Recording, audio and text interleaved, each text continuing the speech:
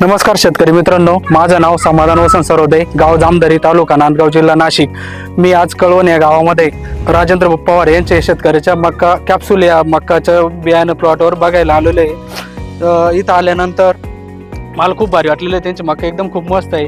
त्याच्यानंतर मक्काचे जे कणसाचे जे आहे ते टोकापर्यंत भरलेलं आहे। त्याच्यानंतर तिचं कणसाचा जो आकार आहे तो खूप मस्त आहे, कणस दाणे पण बारीक आहे आणि जे वरचं जे टोक आहे ते पूर्ण टोकापर्यंत दाणे भरलेले। आणि जसं कॅप्सूल नाव आहे तसं कॅप्सूल प्रमाणेच याचे दाणे आणि याची उंची जी आहे मध्यम आकाराची, वादळ पावसामुळे याचे नुकसान होत नाही, पडत नाही, त्याच्यामुळं हे वाणाची हे भारी। याचं जे आवरण वरून जे पोत्र याचं खूप मस्त आहे, याच्यामुळं ना पाणी पण जात नाही, आळी जात नाही, म्हणजे पावसाने जे कणिश आहे हे खराब होत नाही।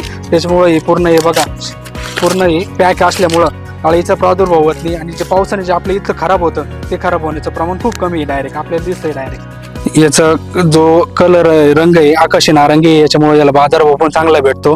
तरी माझं सर्व शेतकरी बांधवांना विनंती आहे की कॅप्सूल या वाणाची लागवड करावा, भरघोस उत्पन्न मिळेल। मी पण 4-5 बॅगा हे चालू 2024 मध्ये लागवड करतोय। माझी सर्व शेतकऱ्यांना कळकळीची एकच विनंती की तुम्ही याला वाणाची लागवड करावा आणि हा वाण लावावा। धन्यवाद।